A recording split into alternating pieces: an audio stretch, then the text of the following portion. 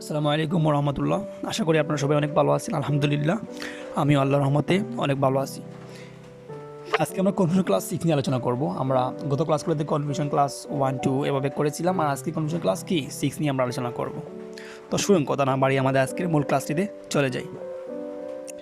এখানে আমি এই ভার্বটি কেটে আমরা এখানে কি আমি পার্সনটা কেটে কি দিয়েছি, এখানে আমি আই দিয়েছি। তাহলে এটা লক্ষ্য করুন যে আই এম ফিলিং, এই যে এম ফিলিং এ নাম্বারে, বি নাম্বারে কি ফিল হ্যাপি। তো একটু ঠান্ডা মাথায় একটু শোনার চেষ্টা করবেন। আপনি যদি বলতে চান যে আমি সুখ অনুভব করছি, তাহলে কিভাবে বলবেন? আর যদি বলেন আমি সুখ অনুভব করি, তাহলে কিভাবে বলবেন? আমাদের মাথায় আসছে যে যে আমি যদি এভাবে বলতে চাই যে আমি সুখ অনুভব করি, তাহলে কি হবে? আই ফিল হ্যাপি, অর্থাৎ আমি সুখ অনুভব করি। যদি বলতে চাও যে আমি সুখ অনুভব করছি, তাহলে কীভাবে বলবে? যে আই এম ফিলিং হ্যাপি। হ্যাঁ, এটা তো স্বাভাবিক, যেহেতু কন্টিনিউয়াস। আপনারা সবাই ভাবতে পারেন যে এটা এরকম, কিন্তু না। এখন কেন নয় জানার চেষ্টা করো। এই যে এম ফিলিং, অর্থাৎ এই যে ভার্বটা আছে ফিল, এই ভার্বে কন্টিনিউয়াস হয় না, ঠিক আছে? এর সাথে আইএনজি ব্যবহার না করে বা একটি অক্সিলারি ভার্ব না এনেই জাস্ট আই ফিল হ্যাপি, এই যে এগুলার দ্বারাই আই ফিল হ্যাপি, এর দ্বারাই কি, এর দ্বারাই তুমি বলতে পারো যে আমি সুখ অনুভব করছি, আবার কি আমি সুখ অনুভব করি। আপনি দুটি বোঝাতে পারবেন, ঠিক আছে? সো কি বুঝলাম আমরা? যে ফিলিংয়ে কি FEEL ফিল, এই যে ফিল অনুভব করা, এই ভার্বটি কি হয় না, কন্টিনিউয়াস হয় না। সো এই জন্য রাইট আনসার কোনটি হবে? Feel happy. এর দ্বারা কি সে সুখ অনুভব করছে, আবার কি হবে, সে সুখ অনুভব করে। এটা উভয়ই বোঝায়। এরপরে আসো, এরপরে আছে আই এম লাইকিং, আর 2 নম্বরে কি লাইক হিম। আপনি যদি বলতে চান যে আমি তাকে পছন্দ করি, তাহলে কীভাবে বলবেন? যে আই লাইক হিম। যদি বলেন আমি তাকে পছন্দ করছি, তাহলে কীভাবে বলবেন? যে আই এম লাইকিং হিম। এভাবে তো বলার কথা, কিন্তু না। দেখো, এই যে লাইক, আমাদেরকে বার্বের দিকে একটু লক্ষ্য করতে হবে। যেহেতু এই বার্বটা কি, যেহেতু এই ভার্বটা কি, এইবার কিছু স্পেসিফিক ভার্ব আছে যে এগুলোর সাথে কি আইএনজি যোগ হয় না, বা এগুলোর কি কন্টিনিউয়াস হয় না। সো সেই অনুসারে কি হবে? এখানে রাইট আনসার হবে আই লাইক হিম।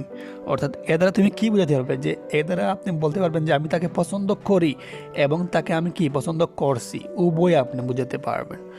কিন্তু ভুল করেও এর সাথে আইএনজি বা একটা কন্টিনিউয়াস টেন্সে ব্যবহার করবেন না। পরে লক্ষ্য করুন কি আছে, আই এম লাভিং, এ নম্বরে আই এম লাভিং, আর বি নম্বরে আছে লাভ মি। তাহলে কি হবে? যদি বলতে চান সে আমাকে ভালোবাসছে, তাহলে তো আপনি বলার কথা যে হি আই এম।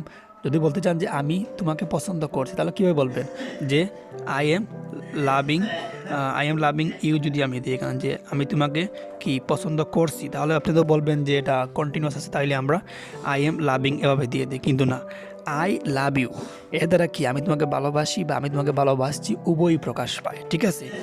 এরপরে আসো, আই এম সিমিং পসিবল নাকি আই এম সিম পসিবল, আমি সম্ভব মনে করছি নাকি আমি সম্ভব মনে করি। যদি আপনি দুটি বলতে চান, তাহলে কি জাস্ট আই সিম পসিবল, বেশ হয়ে গেল, আর কিছু লাগে না। আই সিম পসিবল দ্বারা কি আমি সম্ভব মনে করি এবং আমি সম্ভব মনে করছি, উভয়ই বোঝায়। যদি বলতে চান যে আই এম সিইং, যদি বলতে চান আমি দেখছি, যদি বলতে চান কি আমি দেখি, উভয় যদি বলতে চান, তাহলে কী হবে? আই সি, যে আমি দেখছি বলে যে আপনি এখানে যে আইএনজি করে দিবেন, কন্টিনিউয়াস এভাবে করে দিবেন যে এম সিইং আইএনজি, এরকম হবে না, কারণ এই যে ভার্ব, এই ভার্বে কন্টিনিউয়াস হয় না। আশা করি বুঝতে পেরেছেন। যদি আপনি কি বলতে চান, যদি বলতে চান আমি দেখছি এবং দেখি, উভয়ই আপনি এই আইসি দ্বারা প্রকাশ করতে পারবেন, ঠিক আছে? আশা করি আজকে ক্লাসটা বুঝতে পেরেছেন। যদিও এই ক্লাসটা একটু জটিল, তবে বোঝার চেষ্টা করুন।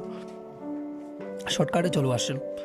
যে শর্টকাট, ইংরেজিতে বেশ কয়েকটি নন কন্টিনিউয়াস ওয়ার্ডস আছে যেগুলো কন্টিনিউয়াস টেন্সে ব্যবহার করা যায় না, অর্থাৎ এই যে কন্টিনিউয়াস ব্যবহার করা যায় না, আমরা কোনগুলো দেখি একটু। ফিল, বিলিভ, টাচ, লাভ, টেস্ট, সিম, সি, লাইক, মিস, এরকম এটসেট্রা। এরকম আরও অনেক কয়েকটা আছে যেগুলো আপনার দেখে রাখবেন, হ্যাঁ বেশ কাজে লাগবে।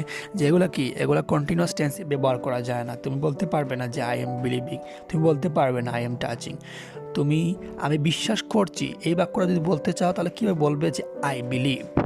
অর্থাৎ আমি তোমাকে বিশ্বাস করছি, কীভাবে বলবে আই বিলিভ। আমি তোমাকে বিশ্বাস করি, কীভাবে বলবে আই বিলিভ। ব্যাস সেম, কোনো পরিবর্তন হবে না। কারণ কি, এই ভার্বগুলোর কি কন্টিনিউয়াস টেন্স ব্যবহার করা যায় না। আশা করি বিষয়টি একবারে ক্লিয়ার আপনারা। তো আজ ক্লাসটি এই পর্যন্তই। আপনারা সবাই ভালো থাকবেন, সুস্থ থাকবেন।